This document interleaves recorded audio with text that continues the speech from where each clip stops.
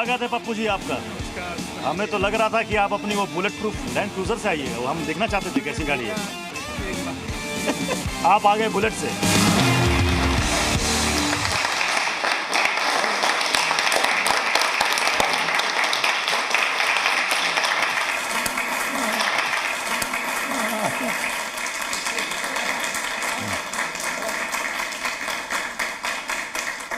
पप्पू यादव जी, बहुत बहुत स्वागत है आपका जी न्यूज में, और आपने अपना कीमती वक्त निकाला है हमसे बात करने के लिए। तो पप्पू यादव जी, पहले मेरा प्रणाम ले लीजिए। जी जी बिल्कुल बिल्कुल। जोहार भी ले लीजिए, नमो बुद्धाय, जय भीम भी ले लीजिए। अच्छा, जोहार भी ले लीजिए, प्रणाम भी ले लीजिए, सलाम भी ले लीजिए, जोहार तो ले ही लीजिए और जय भीम ले लीजिए। झारखंड जीते इसलिए, ठीक है। अच्छा पप्पू यादव जी, आपको इतनी धमकियां मिल रही हैं, अब तो लोग ये कहने लगे हैं कि मतलब पप्पू यादव का नाम आने वाले वक्त में Guinness book of world record में दर्ज हो जाएगा, सबसे ज्यादा धमकियां मिलने वाले नेता के तौर पर। एक बात बताइए, हमको तो आपके बारे में समझ में नहीं आता। जी न्यूज कौन सा एजेंडा है? किसान एजेंडा कौन सा? धमकी आपको नहीं मिल रही है क्या? अच्छा एक बात बताइए, इस दुनिया में एक इंसान है जो दुनिया में आता है और वो अपने आप में अपने तरीके से सोचता है, डेस्टिनी अपने तरीके से सोचती है। और यह कंट्री आप इतने जान लीजिए कि पूंजीपतियों का देश है, ये उद्योगपतियों का देश है।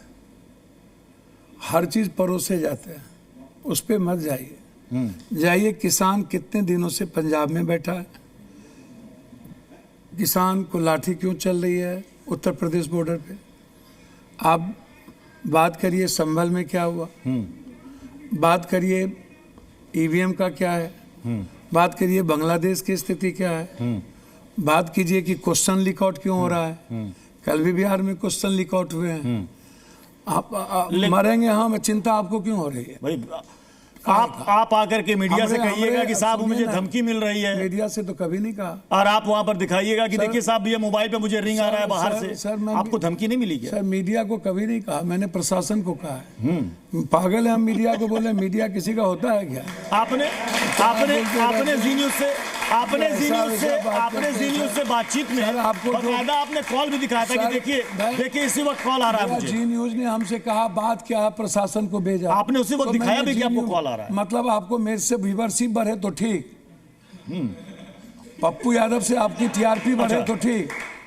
आपको जो टीआरपी मिलता है, व्यूअर्स मिलता है, वैसा ही आप करते हैं। जो सुनिए ना, जो दिखता है वो बेचते हैं आप। हाँ। और जो आप मतलब आप ये मान रहे हैं कि आप जो है टीआरपी मटेरियल आपको ऐसा लग रहा है? सर मैं टीआरपी मटेरियल मैं नहीं मान रहा हूँ। हाँ, अभी आपने खुद कहा। आप एक काम कीजिए ना, मेरा पेज और देश के पीएम का पेज सामने ले आइए। हम पीएम के पेज और मेरे पेज को भी देख लीजिए, आपको पता चल जाएगा किसके साथ व्यूअरशिप है और किसको कितना कमेंट है, आपको समझ में आ जाएगी। अच्छा आप सोशल, मैं अपने पेज की बात कर रहा हूँ ना, मैं आपके पेज की बात तो कर नहीं रहा हूँ, क्योंकि मैं सच बोलता हूँ और देश का नेता झूठ बोलता है। देश का नेता लूटता है और हम नेता हैं। अभी तो नेता सर, हम नेता होते हैं तो हम जिंदगी में सिर्फ सेवा के लिए, और अब 6 बार, चलिए आप सुनिए सर, जब आप सुनना ही चाहते हैं तो सुनिए। बोलिए। 7 बार में 6 बार 5 बार इंडिपेंडेंट हम हैं कि आप हैं, या आपका देश में कोई और नेता है? 5 the time I am member of parliament, independent, I am member of legislature. 2 ही बार, 7 बार में 2 ही बार पार्टी से हूँ, और वो भी पार्टी से नहीं हूँ, पार्टी हमसे थी। अच्छा, हम पार्टी से नहीं थे। गजब गजब पप्पू यादव। और यही अंदाज है पप्पू यादव जी आपका। अंदाज का क्या बात है इसमें? अंदाज का क्या बात है? अच्छा, मैं जनता, देखिए मेरी जिंदगी में 3 ही चीज है, अंदाज नहीं है। इंसान को भगवान मानो, उसकी इज्जत करो। जिंदगी में मैं आनंद मार्गी हूँ, कभी जात पात नहीं जाना। और वर्ल्ड में जब दोबारा कोई इंडिपेंडेंट एमपी कभी हुआ ही नहीं और हम ही हुए 5 बार जी, तो जनता ने या आशीर्वाद और बेटे के रूप में सबसे ज्यादा गर्व किसको होना चाहिए? पप्पू यादव को। तो आप हमको बार बार, आप आते ही हमको कह रहे हैं भाई किसने धमकी देखिए। अच्छा ठीक है, अब सुनिए ना, ऐसी धमकियों से मैं इसी सवाल पर और संविधान और डेमोक्रेसी डरने लगे। ठीक है, हमने एक मर्डर हुई बाबा सिद्दीकी की, सुनिए, हम हर कोई परिस्थिति जब आती है, घटना घटती है, तो मैं उसमें ट्वीट करता हूं।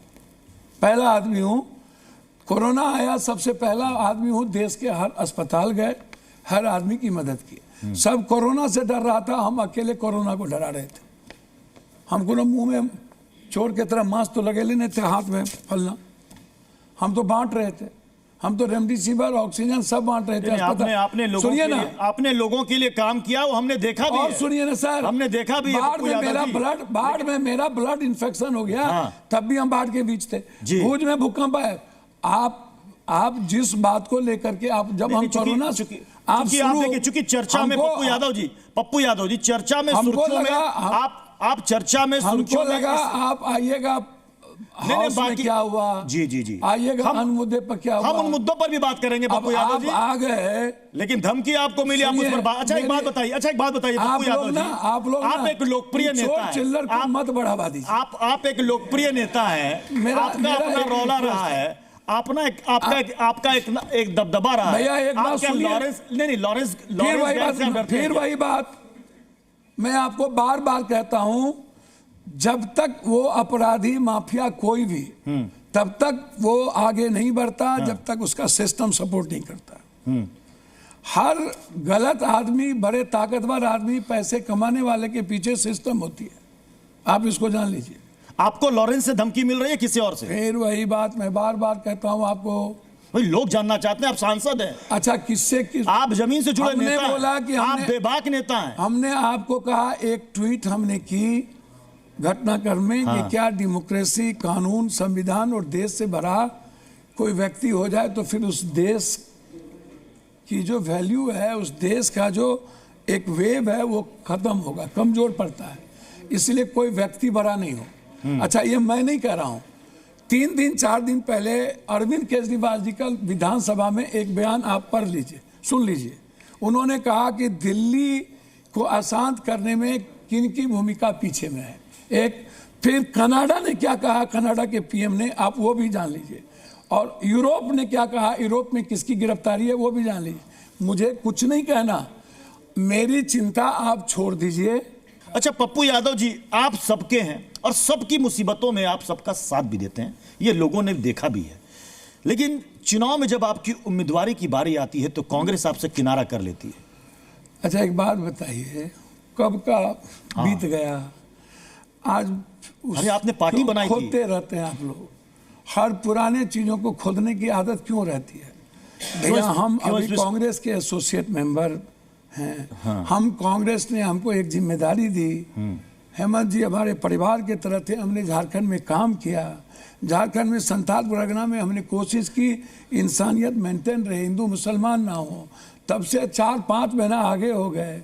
कल किसने नहीं दिया, किसने नहीं किया, इसके पहले देखिए, आप समझिए, मैं आपको एक बात बता रहा हूँ। ये सवाल इसलिए आपने कहा ना कि इतनी पुरानी बातों को आप लोग क्यों खोद रहे हैं, मैंने सवाल इसलिए पूछा। पप्पू यादव जी, आपने अपनी पार्टी बनाई थी, अगर मैं गलत नहीं हूं तो 2015 में आपने अपनी पार्टी बनाई थी और आपने उस पार्टी का विलय कांग्रेस में करा दिया। लोग ये चाहते हैं कि पप्पू यादव को लोगों ने देखा, मैंने भी आपके साथ बाढ़ में, पटना में, आपको याद होगा कि पटना में जब बाढ़ आई थी शहर में, राजेंद्र नगर, कंकड़बाग, आपको हमने देखा वहां काम करते हुए।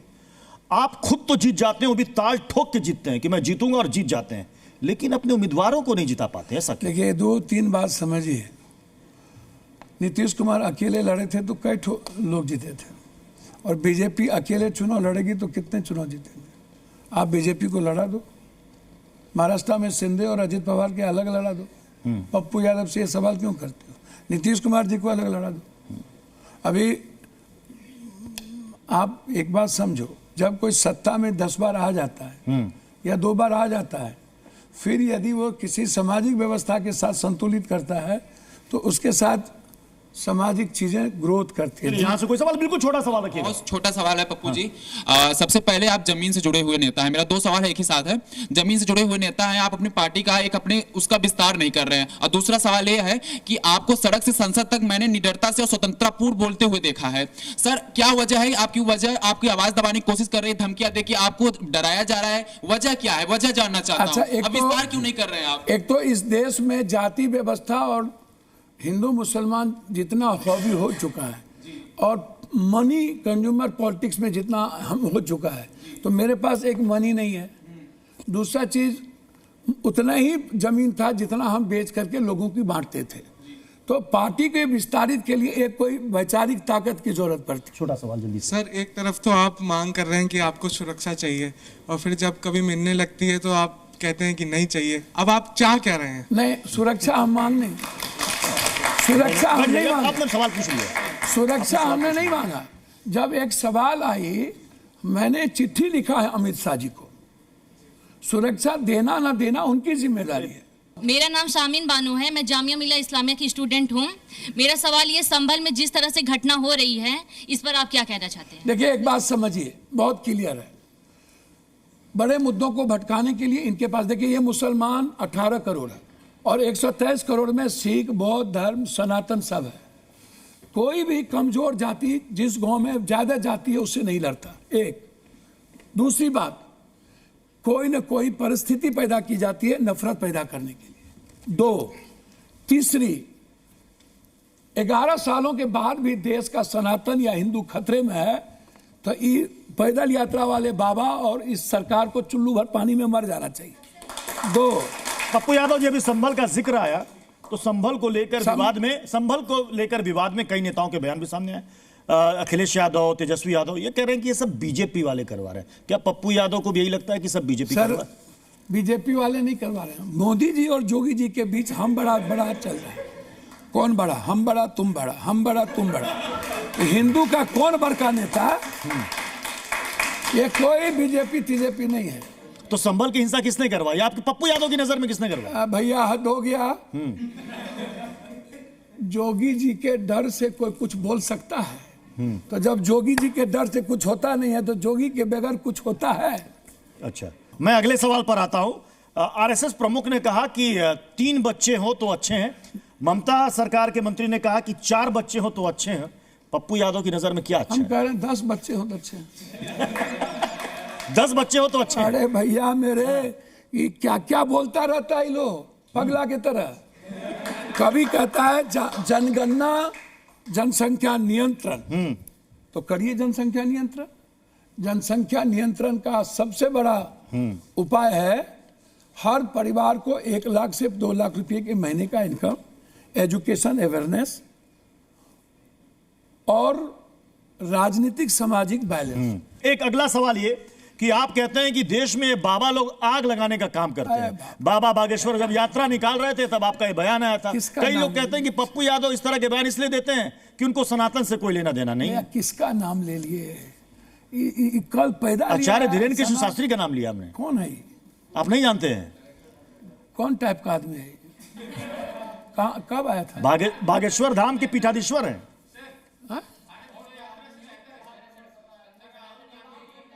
पहले इनका नहीं, एक सेकंड पहले। हाँ, पहले बाबा, पहले इधर सवाल का जवाब। राम रहीम 150 बलात्कार, आसाराम, अरे सुनो भैया, आसाराम, हम कोनो बाबा का नाम नहीं लेते। हमने कहा हम नहीं जानते हैं। वो हमको पूछ, भैया सुन तो लीजिए ना भैया, तो हम क्या बोल रहे हैं कि रामदेव 10,000 करोड़ नहीं कमाया? ए भैया, आप हमको जानते नहीं हो। तो कब पैदा हुए? पप्पू यादव जी, आप हमको जानते नहीं हो। पप्पू यादव जी, ना हम ज्यादा में, ना राजपूत, ना भूमियार, ना दलित, हम कंप्लीट इंसान हैं। 24 घंटा लोगों की मदद करते हैं बिना जाति पूछ के। पटना के बाढ़ में खाना पहुंचा रहे थे 11 दिन, वहां एक को यादव नहीं था। राजपूत, ब्राह्मण, भूमियार, लाला और बनिया, मात्र 4 जात था। और कोरोना में यदि 7 करोड़ का रेमडेसिविर दिए तो शायद 1% ज्यादा होगा। मैं सिंगल आदमी हूं हिंदुस्तान में, कोई आपको कह दे मैं डेली 100 लोगों का इलाज कराता हूं। पप्पू यादव जी, चलिए अब अगले पड़ाव की तरफ बढ़ते हैं और आखिरी पड़ाव है और इसमें आपके सामने ऑप्शन होंगे और आपको बिल्कुल एक चुन करके आपको जवाब देना है। आपके लिए बेहतर पीएम कौन, राहुल गांधी, प्रियंका गांधी? सर एक बात याद रखिए, माँ और मौसी में कोनो फर्क नहीं है। नहीं, कोई एक चुनना हो तो सुनिए ना भैया, और हम नहीं चुनेंगे, देश चुनता है। वैसे राहुल गांधी जी ने जितना संघर्ष किया है वह एक चेहरा है इस देश के पीएम। लालू यादव का असली उत्तराधिकारी कौन है, तेजस्वी यादव या मीसा भारती? भैया लालू यादव का विचारों का असली अधिकारी पप्पू यादव।